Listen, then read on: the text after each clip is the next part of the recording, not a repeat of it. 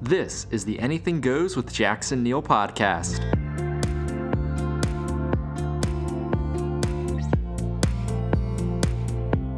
Welcome back. I'm your host, Jackson Neill, here for episode number 104.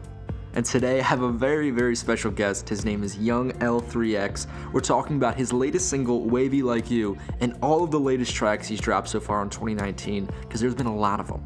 But first, I just want to remind everyone that this podcast is available on all of your favorite platforms, including Apple Podcasts, Spotify, Stitcher, YouTube, and SoundCloud. It's also available on jacksonneillpodcast.com, the home for everything that I publish. So young L3X is a rapper that's enjoying a prolific 2019. I already mentioned his single, Wavey Like You, an absolute great summer jam.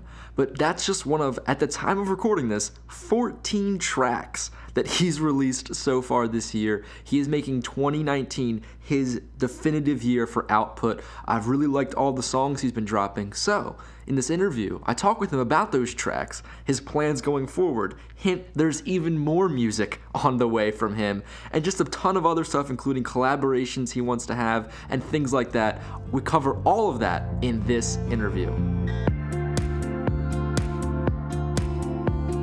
So can you tell me a little bit about your latest single, Wavey Like You? Wavey Like You is a song I wrote last summer. I just wanted to do a fun song, just showing appreciation for all the beautiful women in the world.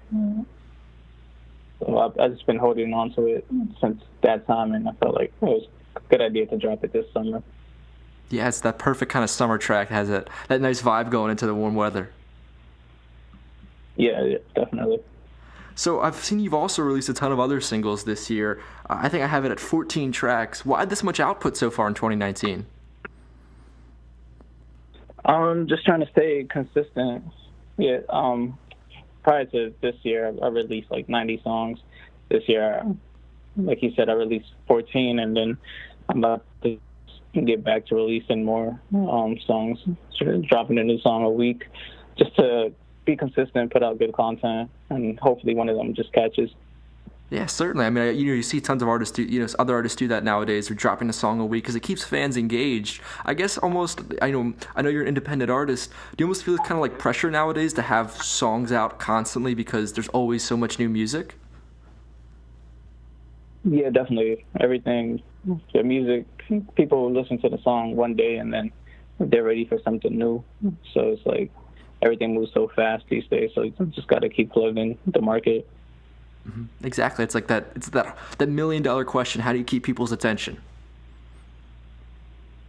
You just got to keep putting out content. That's the only way to keep their attention, make sure the content is good. Mm-hmm. Exactly. So, you have 14 tracks this year so far. You saying have more music coming out once every week coming up. Why this much content, I guess, now? Like, what has been inspiring you recently? What has been kind of making you think, okay, now I have a lot of ideas for songs that I want to get out there?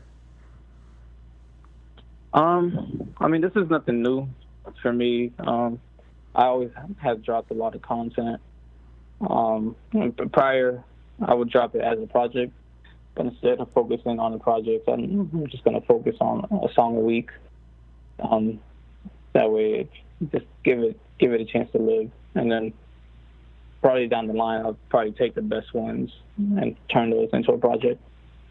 Yeah, certainly. I like that idea of having giving the songs their kind of own room to breathe, because I feel like a lot of times nowadays on projects, you listen to a whole project and there's so many tracks on there. Sometimes people don't really pick out all of the tracks, but this way it gives each one its own chance. Yeah, definitely.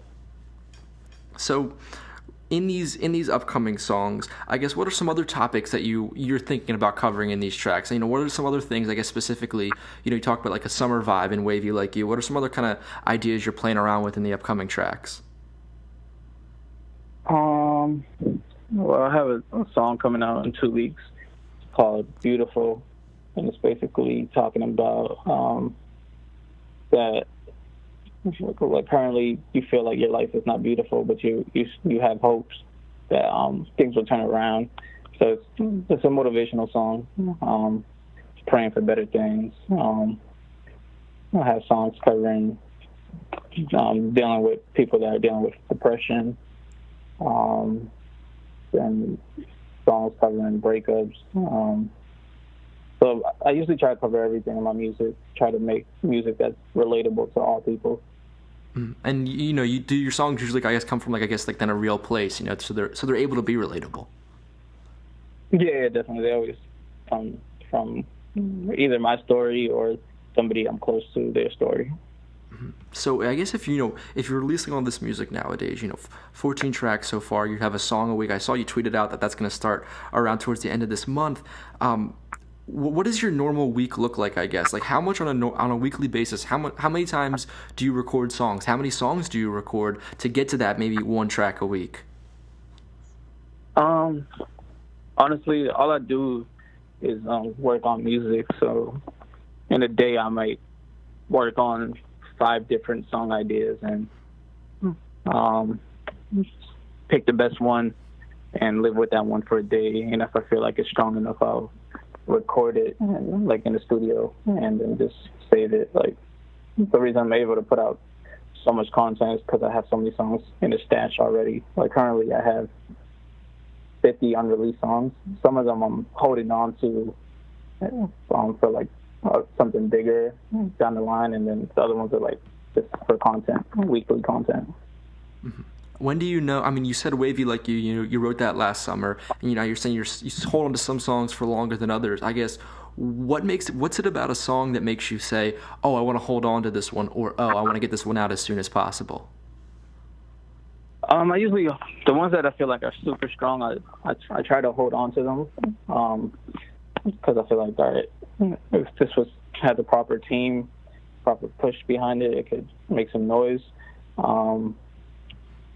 Then the other ones that I feel like they're good, but they're not like I rank songs 1 through 5. So if I feel like it's a 5, I'll hold on to it.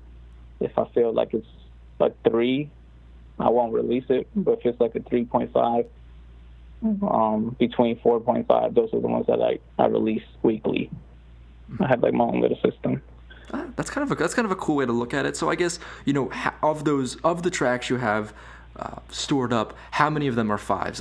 How often do you feel like you make a 5 out of 5 track? So right now I have 50 songs in the stash that are like completed, recorded. Out of those 50, I would say 12, I think, are 5 in my eyes.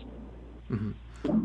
What are the things that usually you look for to say, okay, this song's a 5, this is definitely my best work? What kind of aspects of the song do you usually think are most important for that 5? Just the way it makes me feel, and then getting feedback from people that I trust their opinions when I play for them. If they tell me, oh no, this is a hit or not. So yeah. Gotcha. I noticed you're an independent artist, and you mentioned right there asking other people kind of for their feedback on tracks. Since you don't have like a giant label around you with people to go to from there, how do you decide what people to keep in your circle and what people to show those tracks to get the valuable feedback? I usually show it to people that I know have good taste in music and that are honest, like give honest feedback. Just don't tell me it's good because we're friends. Like, well, tell me not this is trash. Oh no, this could be better. Maybe you should try this. Like, give me constructive feedback. So when I show it to those people, if they don't have any thing negative or any constructive feedback to give me, and they just tell me, oh no, this is a hit, that's when I know.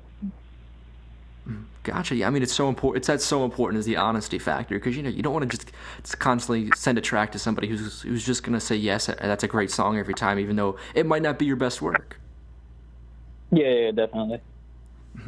So I noticed on a couple of these songs you've had some collaborations before, but for the most part you've kind of stayed just you on a track.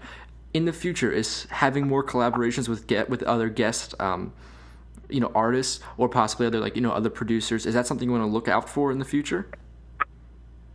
Yeah, no, definitely. I'm always down to collab. I usually reach out to people, but everybody's always doing their own thing. So I haven't had too many collabs. Usually the collabs I have currently are just songs that I write that I can't sing, so I'll just get a singer to sing those parts for me. But I'm looking to collab with more singers and rappers eventually. Gotcha. So you can't sing. I mean, I'll join you in that one. Yeah. So yeah, I guess like in terms of other people you may be looking to collaborate with, who are some names I guess recently that you thought, oh, I can make a cool track with that person, or that'd be someone I'd really definitely like to collaborate with? Who are some people? Well, if I'm thinking like people that are already like established, or like the newer acts that are coming up, I like Pink Sweats. Ella May, I like Roddy Ricch. Those are like some of like the newer acts that I would eventually like to collaborate. Yeah, definitely. Yeah, why not throw those names out there? Why not? Sometimes it's just nice to kind of like put that out there and see what happens. Yeah. So I guess now, going forward, you're going to be releasing these songs a week, and you said that your project would most likely be built out of tracks that you release. Yeah. So I'll just take the best 10 probably and put those together as a project. So you have these. Okay, so you have these tracks. You have these tracks coming out once a week. You're going to build a project off of that. Just how are you feeling, I guess, going into the rest of the year? Because, you obviously have a lot of music so far in the year, and we'll have a lot more for the second half as well. How are you just feeling? I feel good. I feel like by doing a song a week, I'm creating my own momentum. So just going to keep putting out content. Like I said, I'm an independent artist, and I do like everything myself. So hopefully me continuing to put out music, I'll draw the right people towards me and have a team that actually helps me and to really build and make progress going forward. A big thank you to young L3X for coming onto the podcast. Remember, if you want to listen to some of his music, which I definitely recommend you do, especially Wavey Like You, that's a personal favorite of mine, go down into the show notes on whatever platform you're listening on. There, you'll find links to listen to all the tracks he's dropped so far in 2019, or will continue to drop in 2019. Also, I'll have a link to his social media so you can keep up to date. Maybe he has some live shows coming up. Maybe he has more tracks, like I've mentioned. All those links are down in the show notes so you can keep up to date and listen to the music by young L3X. And that'll wrap it up for this episode of Anything Goes with Jackson Neill. Thank you so much for listening.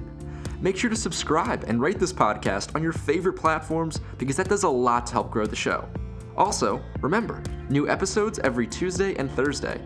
For more episodes, go down into the show notes and visit the link to jacksonneillpodcast.com. There you'll find all of the episodes to this podcast, as well as the Jackson Neill Music and Sports Podcast.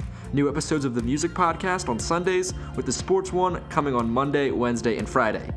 If you're a big fan of the show, maybe consider becoming a subscriber on Patreon. For just a couple dollars a month, you can get access to bonus content from my interviews right here on Anything Goes, including today's with young L3X, where we talked about NBA free agency, his favorite song / projects at the moment, as well as if you could have dinner with somebody, who would it be? So we talked about that in my bonus content with young L3X from today's interview, but there's also bonus content available from all of my other ones as well. I write, record, and produce these podcasts myself as a full-time college student, so any little bit of support really, really does go a long way. Link to Patreon down in the show notes. If you want to stay up to date on everything I'm doing, you can follow me on Instagram and Twitter @JacksonNeil20. Today's music is by Analog by Nature with their song CDK Sunday. Thanks again for listening. I'll see you all next time.